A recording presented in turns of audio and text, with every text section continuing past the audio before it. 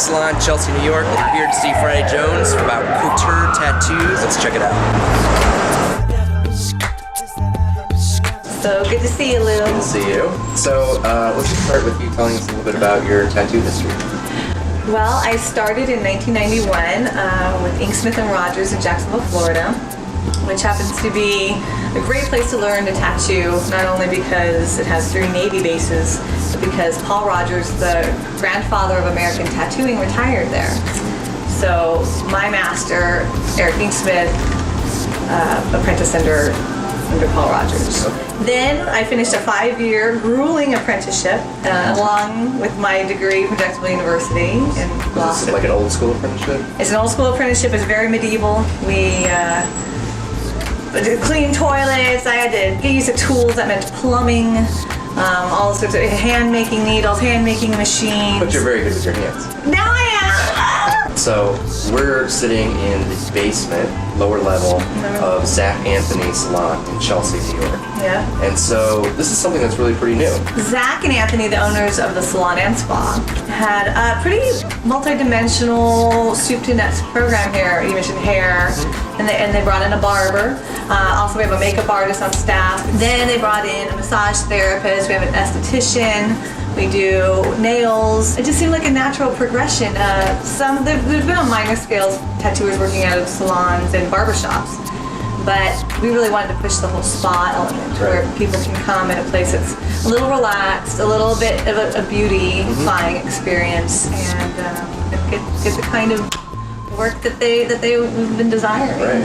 One of the things that we're looking at, though, is sort of this newer concept, or at least a new label around it, around couture tattoos. So, and that's sort of how you're billing yourself as a couture tattoo artist. So what does that mean exactly? At Couture, we take it a client-by-client basis. It's an extensive process which involves conversation more than anything else. And then you see here we have a rendering. Here Anthony has some seahorses. He was fascinated by seahorses, and then he ended up deciding to go into a sea dragon.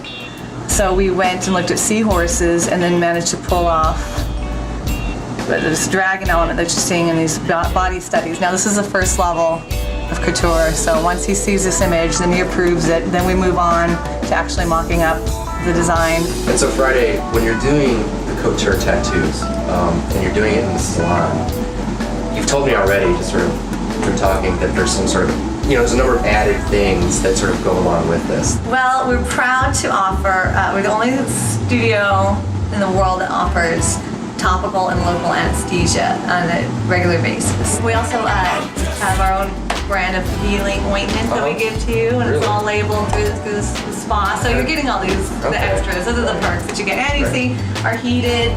This is all heated sheepskin.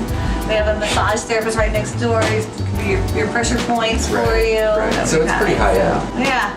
Well, yeah, the people who can afford to have the process done.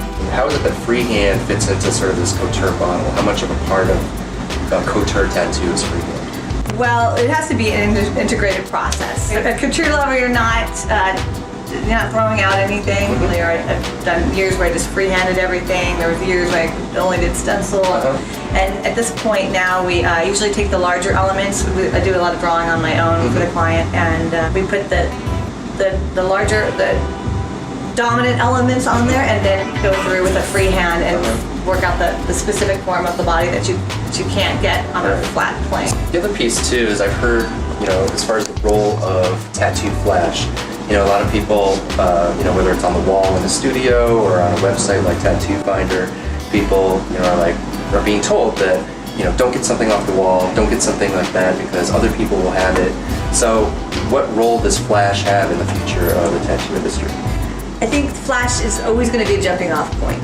You're always going to have people that need to go through a catalog, say they're on Tattoo Finder, and get their ideas stimulated.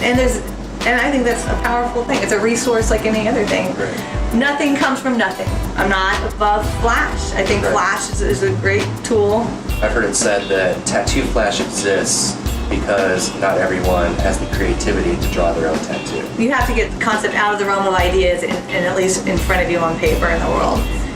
You think about like building a house. Uh-huh. You could go to a contractor and they're going to show you different models, and then maybe you could do variations within that model, Right. or you can go and take some engineering courses and Right. start it like that. Right. Most people don't have the time. We're here to provide a service, Right. and heck yeah, a lot of people have a spiritual mindset. Definitely get a massage before you get tattooed. Overcoming the fight or flight instinct. We're committing to a vision we have of ourselves. Oh man, awesome. Isn't that cute? The time is now for this. Wonderful. Well, I think what you're doing is awesome. Thank you, Lou. Definitely I'm excited. cutting new territory, so it's very cool.